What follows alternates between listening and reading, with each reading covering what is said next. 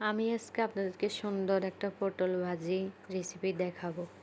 Hello guys, আসসালামু আলাইকুম। সবাই কেমন আছেন? আমি আলহামদুলিল্লাহ ভালো আছি। কে কোথায় থেকে আমার ভিডিওটা দেখতেছেন অবশ্যই বলে যাবেন। আমি এখানে কয়টা পটল কেটে নিয়েছি, কারণ আমি আজকে পটল ভাজি করব। তো আমি এখানে হলুদ, মরিচ আর জিরের গুঁড়ো, লবণ দিয়ে দিছি। এখন মাখাইতেছি। মাখানো শেষ হলে আমি এখানে একটু তেল দিয়ে দিব, যেহেতু আমার পাইপিনে একটু তেল ছিল, সাথে আরও তেল দিয়ে দিব। আর তেলটা যখন তোমার গরম হয়ে আসবে তখন আমি পটল ভাজিগুলো দিয়ে দিব। তো তোমরা অলরেডি দেখতেই পাইতেছো তেলটা অনেক গরম হয়ে গেছে। আমিও চেক করে নিচ্ছি, তারপর আমি পটলগুলো দিয়ে দিছি। একটা একটা করে দিতেছি, যেহেতু এখানে অনেকগুলো পটল, তাহলে দুইবারে দিতে হবে। তা আমি একবারের ভিডিওটাই তোমাদেরকে দেখাইছি। অলরেডি আরেকটা মানে দ্বিতীয়বার যে পটলগুলো আমি পাইপিনে দিচ্ছি ওই ভিডিওটার ক্লিপ নিতে আমার মনে নেই। তো আমি এখানে তেলগুলো যখন একটু গরম হয়ে যায় তখন ওই পাটটা একটু উল্টে দিই, কারণ হয়েছে ওই পাটে তোমার একটু তেল লাগতে হবে, দেন তোমার ভাজিটা সুন্দর হবে। পটল ভাজিটা আমি এইভাবে ভাজি করি। এই যে দেখেন আমার পটল ভাজিটা কি সুন্দর হয়েছে না? আপনারা চাইলে এরকম পটল ভাজি করবেন, কারণ এই গরমে পটল ভাজি খাইতে অনেক মজা আর সুস্বাদু, খাইতে অনেক মজা। পটল গরমে তোমার ভাজি, ডাল, ভর্তা এগুলো খেতে অনেক মজা লাগে এবং অনেক ভালো লাগে।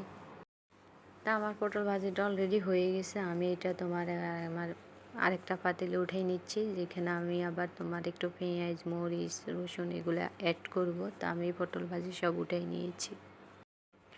তো আমার এই যে দেখেন, আমি ওই তেলের মধ্যে একটু পেঁয়াজ আর একটু কাঁচামরিচ দিয়ে দিছি, যেহেতু আমি কাঁচামরিচটা গোটাই রাখছি, কারণ ভেঙে দিলে অনেক ঝাল হবে। আমার ফ্যামিলি অনেক ঝাল কম খায়, তাই আমি ঝাল কমই দিই, কারণ সবাই একটু সমস্যা আছে, এই জন্য ঝাল কম খায়।